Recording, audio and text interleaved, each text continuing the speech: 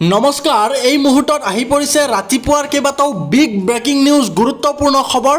অৰুণোদয় হিতাধিকাৰী বেংক একাউণ্টত 2 মাহৰ 6,000 টকা সোমাই গ'ল। লাখপতি বাইদেউ আঁচনিত 10,000 টকা লাভ কৰা মহিলাসকলে যদিহে গছপুলি ৰোপণ কৰিছে তেন্তে তেওঁলোকৰ বেংক একাউণ্টত সোমাই যাব 25,000 টকা।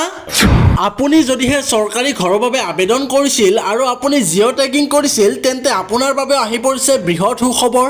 আপোনাৰ বেংক একাউণ্টত শীঘ্ৰেই সোমাই যাব প্ৰথম কিস্তিত ধন। আপোনাৰ ঘৰত যদিহে ৰেচন কাৰ্ড আছে তেন্তে আপুনি লাভ কৰিব কেইবাটাও নতুন আঁচনিৰ সুবিধা। মুখ্যমন্ত্ৰীয়ে কৰিছে বৃহৎ ঘোষণা আৰু লগতে আহি পৰিছে কেইবাটাও গুৰুত্বপূৰ্ণ খবৰ।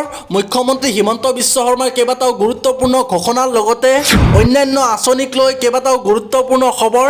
আটাইখিনি খবৰ আপুনি ভালদৰে জানিবলৈ ভিডিঅ'টো স্কিপ নকৰাকৈ শেষলৈকে চাই থাকক। অৰুণোদয় দিলোঁ লগত মুখ্যমন্ত্ৰী ডক্টৰ হিমন্ত বিশ্ব শৰ্মাই তেখেতৰ ফেচবুক পেজ যোগে গুৰুত্বপূৰ্ণ ঘোষণা কৰিছে।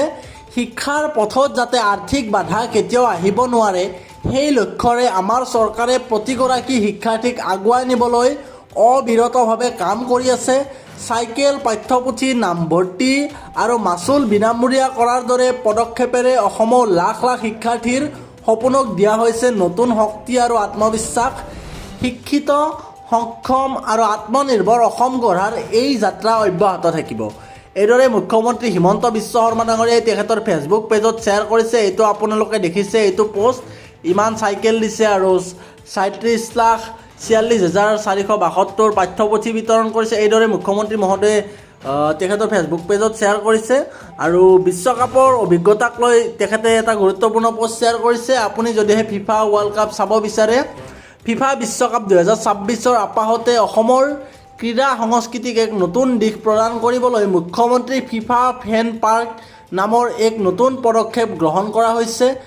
29 জুনৰ পৰা গুৱাহাটীৰ লতাশিল খেলপথাৰ আৰু 30 জুনৰ পৰা ডিব্ৰুগড়ৰ চৌকডিঙি খেলপথাৰত এই ফেন পাৰ্কত সকলোৱে একেলগে উপভোগ কৰিবলৈ পাব ফুটবল বিশ্ব উৎসৱ। আৰু এয়া ক্ৰীড়া প্ৰেমীসকলৰ বাবে এটা ভাল খবৰ। আৰু মুখ্যমন্ত্ৰী হিমন্ত বিশ্ব শৰ্মাই বান পৰিস্থিতিৰ বুজ লৈছে। যিহেতু উজনি অসমৰ ধেমাজিৰ ফালে যথেষ্টখিনি বানৰ সম্ভাৱনা দেখা গৈছে, নদীৰ পানী বাঢ়ি আহিছে। তাৰ বাবে তেখেতে উল্লেখ কৰিছে যে ধেমাজিত উদ্ভৱ হোৱা বৰ্তমানৰ বান পৰিস্থিতিৰ প্ৰতি আমি তীক্ষ্ণ দৃষ্টি ৰাখিছোঁ। এই প্ৰতিকূল সময়ত আমি ৰাইজৰ সৈতে আছোঁ। এই মুহূৰ্তত আমাৰ কৰণীয় সকলো পদক্ষেপ গ্ৰহণৰ লগতে সতীৰ্থদ্বয় জল সম্পদ বিভাগৰ মন্ত্ৰী সুশান্ত বৰগোহাঁই তথা ৰাজহ দুৰ্যোগ ব্যৱস্থাপনা বিভাগৰ মন্ত্ৰী কেশৱ মহন্তক তৎকালে জিলাখনলৈ ৰাওনা হৈ জিলা প্ৰশাসনৰ সৈতে সমন্বয় ৰাখি উদ্ধাৰ, সাহায্য আৰু পুনৰ্বাসন কাৰ্য তদাৰক কৰাৰ নিৰ্দেশনা প্ৰদান কৰা হৈছে। ক্ষতিগ্ৰস্ত প্ৰতিগৰাকী লোকৰ সুৰক্ষা, প্ৰয়োজনীয় সাহায্য আৰু সন্মানজনক পুনৰ্বাসন নিশ্চিত কৰিবলৈ সুৰুঙা নথকাকৈ কাৰ্যপন্থা গ্ৰহণ কৰিবলৈ আমি দায়বদ্ধভাৱে কাম কৰি আছোঁ আৰু এই ক্ষেত্ৰত প্ৰয়োজনীয় নিৰ্দেশ প্ৰদান কৰা হৈছে। সামূহিকভাৱে আমি এই সংকট অতিক্ৰম কৰিবলৈ সক্ষম হ'ম। এইদৰে মুখ্যমন্ত্ৰী হিমন্ত বিশ্ব শৰ্মাই বান পৰিস্থিতি সন্দৰ্ভত ফেচবুকত পোষ্ট কৰা দেখিবলৈ পোৱা গৈছে। আৰু তাৰ লগতে তেখেতে আৰু কেইবাটাও গুৰুত্বপূৰ্ণ কথা শ্বেয়াৰ কৰিছে। দৰ্শকসকল, কেন্দ্ৰীয় চৰকাৰৰ পৰা এটা নতুন আঁচনি আহিছে, ডাঙৰ আঁচনি। মাত্ৰ 55 টকা জমা কৰিলে পাব আপুনি 3,000 টকা। কেন্দ্ৰ চৰকাৰৰ এখন ডাঙৰ আঁচনি আহি পৰিছে আৰু আপুনি মাত্ৰ জমা কৰিব লাগিব 55 টকা, কিন্তু আপুনি লাভ কৰিবলৈ সক্ষম হ'ব 55 টকা। এতিয়াই আপুনি এই আঁচনিৰ বাবে আবেদন কৰক আৰু যিহেতু 55 টকা লাভ কৰি আপুনি 3,000 টকা পৰ্যন্ত লাভ কৰিব পাৰিব। ভৱিষ্যত সুৰক্ষিত কৰিবলৈ চৰকাৰৰ PM কিষাণ মানধন যোজনা, এই PM কিষাণ মানধন যোজনাৰ অধীনত 40 বছৰ আৰু 18 বছৰৰ ভিতৰৰ লোকসকলে আবেদন কৰিব পাৰিব। 18 পৰা 40 বছৰৰ লোকে আবেদন কৰিব পাৰিব।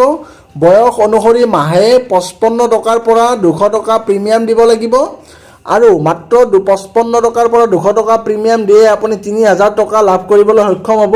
আপুনি যিমান দিব সিমান পৰিমাণৰ ধন দিব কেন্দ্ৰীয় চৰকাৰে। 60 বছৰৰ পিছত প্ৰতি মাহে 3,000 টকা নিশ্চিত পেঞ্চন পাব। কৃষকসকলেও এতিয়া পেঞ্চন লাভ কৰিবলৈ সক্ষম হ'ব। কৃষকৰ মৃত্যুত পৰিয়ালে পাব 50% পেঞ্চন। কৃষকজনৰ যদিহে কিবা কাৰণত মৃত্যু হয় তেন্তে পৰিয়ালৰ সদস্যই লাভ কৰিব 50% পেঞ্চন। নিকটৱৰ্তী CSC কেন্দ্ৰত গৈ এতিয়াই আপুনি পঞ্জীয়ন কৰি লওক। আধাৰ, বেংক পাছবুক আৰু মাটিৰ নথিৰে বিনামূলীয়া পঞ্জীয়ন কৰিব পাৰিব, কিয়নো কেন্দ্ৰ চৰকাৰৰ পৰা এটা নতুন আঁচনি আহিছে আৰু এই আঁচনিৰ অধীনত তেওঁলোকে লাভ কৰিব যথেষ্ট টকা, আৰু তেওঁলোকে যিহেতু পেঞ্চনৰ সুবিধা প্ৰদান কৰিছে আৰু PM কিষাণৰ কিস্তিৰ পৰা আপোনালোকে পোনপটীয়াকৈ কাটাৰ সুবিধাও কৰি ল'ব পাৰে। জেপৰ পৰা বেলেগকৈ পইচা দিয়াৰ প্ৰয়োজন নাথাকিব। গতিকে আপুনি অতি শীঘ্ৰে আবেদন কৰি লওক।